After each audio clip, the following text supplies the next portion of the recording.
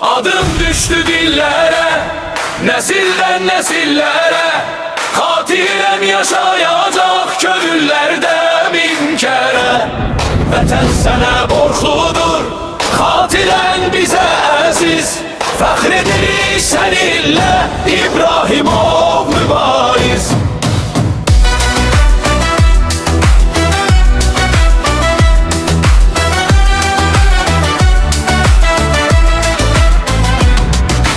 Korku adlı duygunu ömrün boyu datmadın.